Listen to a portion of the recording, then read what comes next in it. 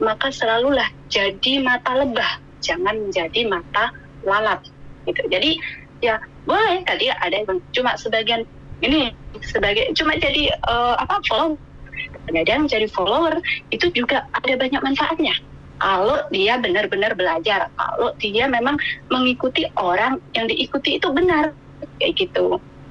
Kalau misalnya di wirausaha atau di bisnis, maka sama halnya aku belajar bisnis, yang kamu belajar itu dari orang yang sudah bisnis beneran, orang yang benar-benar udah sukses, atau orang cuma bicara aja. Nah, sama halnya seperti ini. Nah, itulah namanya belajarlah dengan orang yang sudah belajar. Belajarlah dengan orang yang benar, seperti itu. Jadi, kalau ngomongin dari diri sendiri, itulah sangat luas itu. Jadi kalau tadi udah ngomongin waktu, udah gunanya apa, sekarang kesukaanku ini apa? Untuk diriku sendiri besok ini aku ngapain? Kalau ada masalah, gimana cara mestain masalah? Ini sangat panjang. Contoh nih, ada banyak teman-teman terkadang ada masalah adalah untuk di-up di sosmednya. Itu salah satu. Padahal itu tidak memberikan solusi. Justru orang-orang akan memberikan entah itu hujatan, entah apa. Kalau nggak baca sih nggak apa-apa ya. Maksudnya kita nggak tahu mereka komentar atau apa namanya udah di sosmed kan seperti itu. Tetapi kalau orang yang mudah untuk menyerap energi negatif, maka itu juga akan berpengaruh buruk. Sedangkan kata-kata yang udah kita ucapkan, maka sebagian besar bisa jadi terjadi atau justru akan menghalangi diri kita sendiri.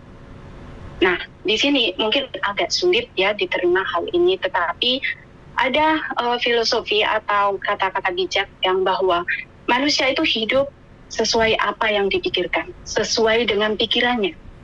Menurut saya percaya dengan hal itu. Nah, ini dia. Makanya bagaimana kita menentukan pikiran, bagaimana sih pikiran kita ini diolah dalam satu hari itu lebih dari 60.000 pikiran kita. Ya enggak?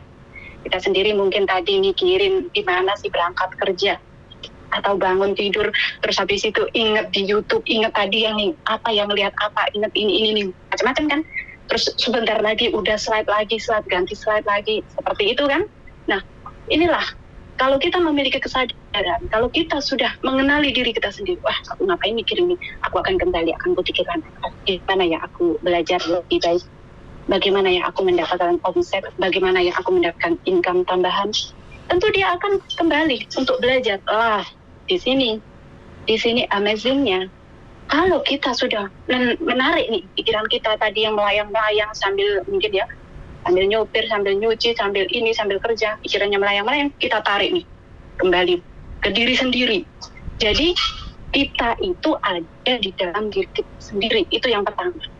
Makanya kan banyak kan kalau kita bilang, kok kayak ada orang ngelamun, kayak orang matanya melihat ke sini tapi pikirannya kosong. Sebenarnya pikirannya itu nggak tahu, dia ada nggak sih, ngerasa nggak sih. Saat bicara itu sebenarnya ngerasakan nggak bibir ini bicara, gitu. Saat bicara itu dengar enggak kata-kata ini kedengaran dari hati, dari telinga ini ke hati terasa enggak? Nah, ini salah satunya. Kalau sudah mengenali diri kita sendiri, ini sebagian kecil aja ya, maka apapun itu sudah enggak ada di bawah kontrol. Walaupun follower atau yang diikutin itu bagi saya adalah penting. Kenapa? Karena manusia itu adalah satu, makhluk sosial. Dua, manusia itu memiliki akal dan pengetahuan yang sangat terbatas. Gitu. Tetapi manusia itu sudah didesain sebagai makhluk sosial, yang mana satu sama yang lain itu memang gunanya untuk belajar, saling belajar. Nggak ada manusia yang sempurna dan nggak ada manusia yang bodoh. Nah, dan setiap manusia memiliki potensi diri masing-masing. Lah dari potensi itu bagaimana kita tahu ya? Dengan belajar. Dengan belajar, nggak ada namanya aku nggak bakat ini, aku nggak bakat itu. Nggak ada. Yang ada kamu mau belajar. Itu aja sih sebenarnya gitu. Jadi kalau ngomongin tentang menyelesaikan diri sendiri itu sangat luas ya Pak Sandro. Jadi mungkin bisa dilanjut untuk di sesi-sesi berikutnya saya akan ngobrol dan saya senang banget. Tapi dengan keadaan waktu yang sudah terbatas, setidaknya obrolan ini saya rasa penting untuk diri saya sendiri ataupun untuk teman-teman. Karena apa? Dengan mengetahui diri kita sendiri, kita bisa menyelesaikan masalah-masalah yang ada di diri kita. Ini contoh ya. Contoh adalah sebagian besar teman-teman yang dialami. Contoh, misal di keluarganya itu membutuhkan uang atau dana. Nah, sedangkan teman-teman memiliki gaji di Hong Kong atau dimanapun, itu dikasihkan keseluruhannya. Bisa lagi diturutin, atau mungkin anaknya saudara, nggak apa-apa lah, yang penting anakku happy, nggak apa-apa, inilah, itulah, sehingga mengorbankan dirinya. Sedangkan uang itu tidak bisa menyelesaikan dengan cara, ya nggak apa-apa, itu tadi, nggak bisa diselesaikan dengan itu. Justru, kalau misalnya yang sebagai BMI itu adalah ibu-ibu dan meninggalkan putra-putrinya di Indonesia yang masih di masa pendidikan, katakan dari 18 ke bawah ya. Kalau dengan cara itu artinya itu membunuh kebahagiaan mereka. Justru itu membunuh kekuatan mereka. Justru membunuh mental mereka. Kenapa? Karena dengan cara-cara yang itu bisa jadi gini, sebagai orang tua akhirnya bisa mengajari bagaimana memanage keuangan, itu satu. Jadi nggak ngelosin. Nah, ini satu. Kalau diri selesai, ada juga yang gini, nggak apa-apa, memang aku kerja tujuannya untuk anak. Nggak, uangnya habis, ya kan? Karena nggak tegaan. Lah, di sini ya tadi, kalau sudah selesai dengan dirinya sendiri, ada kata positif dan negatif. Terkadang kita nggak harus berkata positif dengan hal-hal yang negatif. Hal-hal negatif itu adalah satu, bisa menghancurkan diri kita sendiri. Contoh nih, nggak apa-apa, mumpung aku masih kerja, nggak apa-apa, nanti kan saudaraku kalau sakit gimana kalau kita bandingin gini. Aku akan mengumpulkan uangku dan aku akan belajar untuk investasi diriku sendiri. Investasi belajar artinya menanam ke ilmu pengetahuan. Lah, kemudian nanti kalau sudah tahu, bagaimana kalau misalnya yang paling dasar aja, menjadi bos tanah misalnya, menjadi tuan tanah. Gimana kalau misalnya bermanfaat untuk keluarganya yang tadi biasanya minta-minta, akhirnya nggak perlu minta-minta. Gimana kalau kita tanami, kita bagi untung?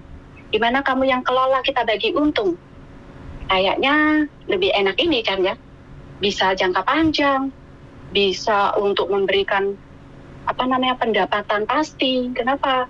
Jadi nggak ngajarin mental miskin, nggak ngajarin mental ngemis seperti itu.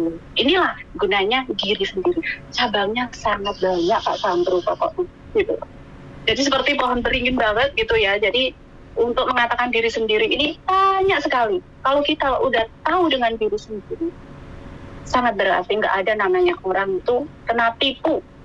Pasti ada, itu karena ketelitisan, tapi tidaknya jangan yang krusial. Dua, kalau kita udah mengenali diri kita sendiri, kita bisa mengenali orang lain. Bukan berarti kita harus kumpul tidur bareng, kayak jogging bareng, kayak apa. Bukan itu ya. Dengan cara kita tahu karakternya, dengan cara kita tahu gimana interaksinya, itu udah bisa cukup mengenali. Nah, di sini artinya apa? Kita bisa berkawan dengan orang yang membawa positif, bisa berteman, berkumpul, atau berkomunitas dengan yang membawa positif, bukan yang toksik seperti itu. Karena apa? Itu tadi. Karena kita sudah mengenali diri kita sendiri, sehingga mudah untuk mengenali orang lain.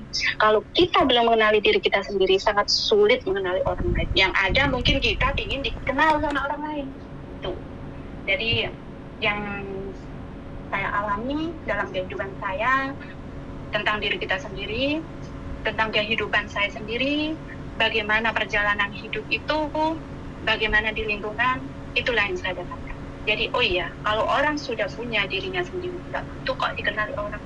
Justru tidak tahu, malah orang lain sudah mengenali. Dan itu pun, apa iya? Karena sudah asik ini dengan dirinya. Cuman, yang harus digarisbawahi, yang dibilang asik dengan diri sendiri bukan berarti kita ke ego. Nah, panjang ya Pak Chandro kalau mau diceritakan gitu. Jadi artinya di sini membahas sesuatu yang lebih ini dulu ya. A itu adalah lebih mengerti apa tadi itu lebih ke diri kita sendiri, artinya lebih paham kehidupan ini mau dibawa kemana, jalannya ini mau kemana, tujuan tuh mau kemana gitu. Walaupun contoh nih, katakan menjadi pengusaha, jadi bisnis, wirausaha atau apa gitu, tujuannya itu utama apa sih? Tujuan yang paling akhir itu apa sih? Kebahagiaan, kedamaian. Tentu seperti itu. Tapi kebanyakan orang akan misalkan mengejar uang, omset, dan lain-lain. Nah, ini kan ranah dari tadi yang awalnya dari waktu gimana ngejar omset udah beda, tingkatannya udah beda. Karena kalau sudah mengenali diri sendiri dan tingkatan ini, dia akan berwirausaha lagi. Sebentar.